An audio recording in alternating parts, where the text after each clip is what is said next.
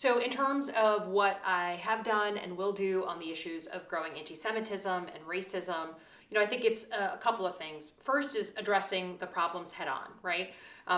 In Michigan, we've had a fourfold increase in anti-Semitic incidents during the past 18 months, 2 years.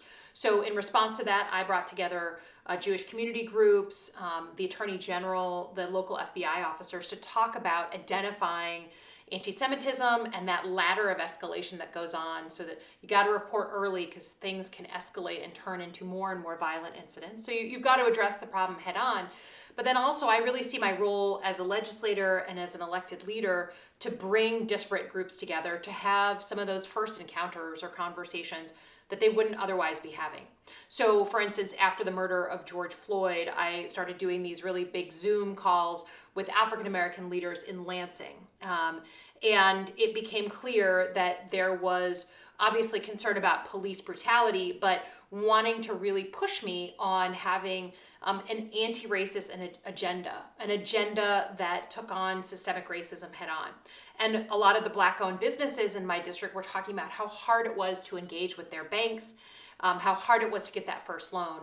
So just this past week, we brought together the Michigan Banking Association and a big group of Michigan's Black business owners, and brought them together for, frankly, one of their first conversations. And bringing together folks who really said banks were a four-letter word to them, that they had really negative experience with banks, and letting the Banking Association hear about that and think about what they could do on education, on outreach to try and break down some of those barriers.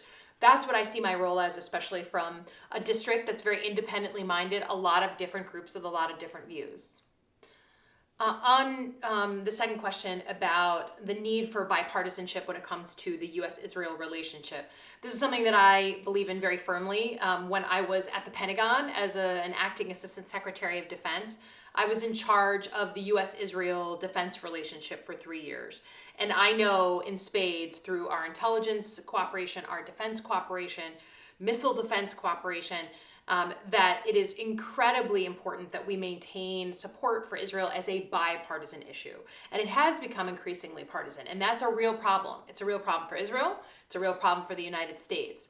I think the first thing you have to do is, again, you have to call out anti-Semitism wherever you see it, whether it's on the Republican Party or the Democratic Party. You can't allow that to fester, no matter whether it's your friends or your competitors who are raising it.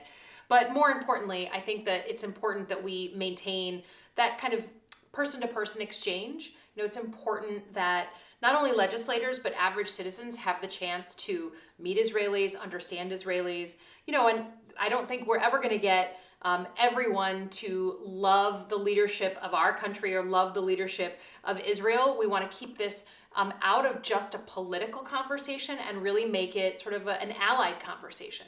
And in my experience at the Defense Department, when someone's your ally, it means you can have tough conversations, but you are there, you believe in the security and the safety of the people who live there, and you're going to put some skin in the game to help defend them. That's what an allied relationship is. It's much broader than the political winds that blow every day, and we need to build that connective tissue on multiple levels of our society. So on the issue of immigration, which we all know has indeed sort of fallen off the front page, which is amazing given where we were in the summer of 2019, where immigration was quite literally the headline issue. I think it's just important that as we deal with COVID, the public health crisis and the economic crisis, we don't forget that we really truly have a failed immigration policy. I mean, soup to nuts. Our immigration system is working for no one. And I'm a big believer that the only way to deal with immigration issues is in a comprehensive fashion, right? You can't just kind of do onesies and twosies, small little changes to laws. You need to understand that we are a nation of immigrants.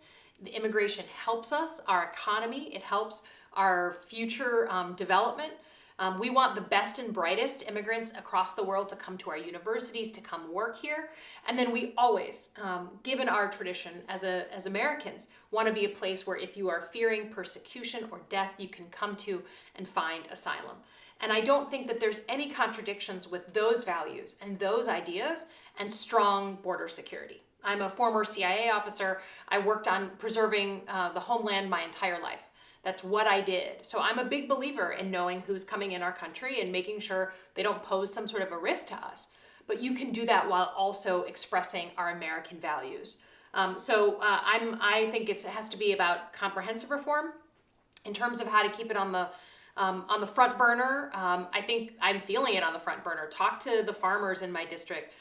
Talk to the tourist locations in my district. Talk to the folks in tech who are desperately looking for qualified labor that can't get in because of immigration issues. I think it's there just under the surface. It's about bringing it forward.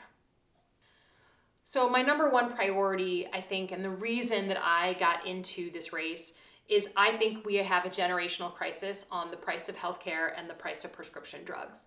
And while I'm a national security person by training, I ultimately got into this race, or my 2018 race, because of healthcare and because of my mom's experience of being diagnosed with stage 4 ovarian cancer when she did not have health insurance. She had let it lapse. She had struggled her whole life with health insurance because she had breast cancer when she was 31. So she had a pre-existing condition. And when my parents divorced, she lost her job eventually, and she couldn't afford insurance that was on offer to her because they gouged her because of that pre-existing condition. So she went for many years without health insurance, and on again, off again. And unfortunately, on one of those periods when she was not covered, she was diagnosed with stage 4 ovarian cancer. So that's a major motivator for me and why I decided to do this crazy thing of run for office. And the work is far from done. We've been playing defense for the past 2 years on constant attacks against people with pre-existing conditions and their protections and the underlying principles that all people deserve access to healthcare they can afford.